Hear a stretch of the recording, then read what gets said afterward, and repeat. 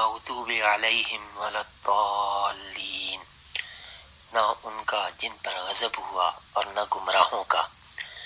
اور پھر اللہ مجھے ان لوگوں جیسا نہیں بنانا، ایسا نہیں بننا جن پر تیرا غضب ہوا، جن سے تو ناراض ہوا، ان کا راستہ نہیں چاہیے۔ ترمذی شریف میں آپ صلی اللہ علیہ وسلم نے فرمایا یہود پر تو اللہ کا غصہ ہے اور نصارہ گمراہ ہیں۔ بھٹکنے والوں کی دو اقسام ہوتی ہیں، ایک جو علم کے ساتھ بھٹکتے ہیں اور دوسرے جو علم کے بغیر ہی بھٹکتے رہتے ہیں۔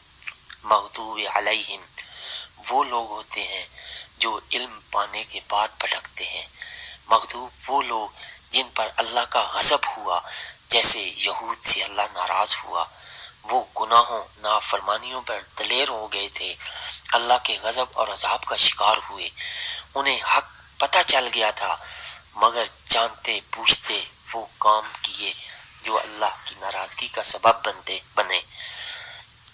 یعرفونہ کما یعرفون ابناءہم، اللہ فرماتا ہے کہ وہ نبی کریم صلی اللہ علیہ وسلم کو اس طرح جانتے تھے، ان کی حقیقت، ان کی نبوت اور رسالت کے بارے میں اس طرح انہیں جانتے تھے جس طرح وہ اپنی اولاد کو جانتے ہیں۔ پچھلی جتنی قومیں برباد ہوئیں، قوم نوح، ہود، صالح، عاد و سمود، بنی اسرائیل، سب تک اللہ نے حق پہنچایا مگر ان کے اندر کوئی خیر اور بھلائی نہ پنپ سکی اور وہ اللہ کے غضب کا شکار ہو گئے۔ اب مسلمانوں کے لیے سبق ہے کہ ان جیسے انجام سے بچنا ہے، اللہ کے دشمنوں، نافرمانوں اور اسلام سے بغض رکھنے والوں سے بچنا ہے، ورنہ وہ ہمیں بھی لے ڈوبیں گے۔ اور الضالین وہ لوگ جو بغیر علم کے بھٹکتے رہے، نصارہ فلسفیانہ موشگافیوں میں پھنس کر تثلیث اور گمراہی کا شکار ہوئے، ان جیسے وہ لوگ جنہوں نے سیدھا راستہ جاننے کی زحمت ہی نہیں کی، کوشش محنت ہی نہیں کی، جدھر بھٹکتے ہی چلے گئے۔ تو یا رب تو ہمیں ایسا نہ بنانا، ہمیں نفس مطمئنہ بنا کر اپنے سامنے پیش ہونے کی توفیق دینا۔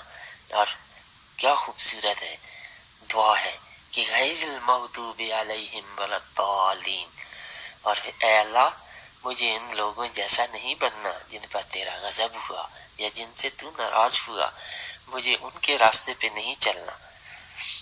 آمین۔ بخاری شریف کی حدیث ہے، حضرت ابو ہریرہ رضی اللہ تعالیٰ عنہ سے مروی ہے کہ رسول اللہ صلی اللہ علیہ وسلم نے فرمایا جب امام ولدالین کہے تو تم آمین کہو، جس کا آمین کہنا فرشتوں کے آمین کے کہنے کے موافق ہو گیا اس کے پہلے گناہ بخش دیے جائیں گے۔ اسی طرح ایک اور حدیث طیبہ ہے کہ سرکار نے فرمایا کہ یہود تم پر حسد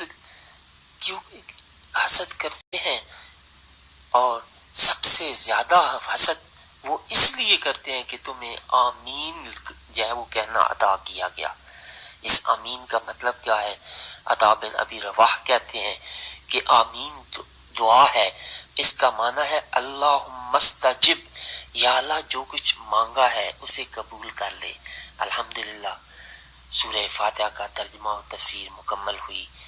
آج غور و فکر کے بعد کئی نئے مطالب آپ کے سامنے آئے ہوں گے۔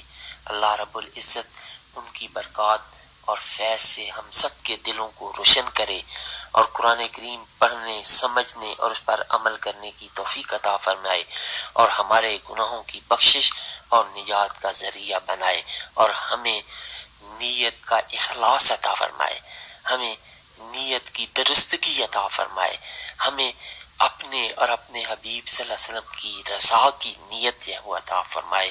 وآخر دعوانا ان الحمد للہ رب العالمین۔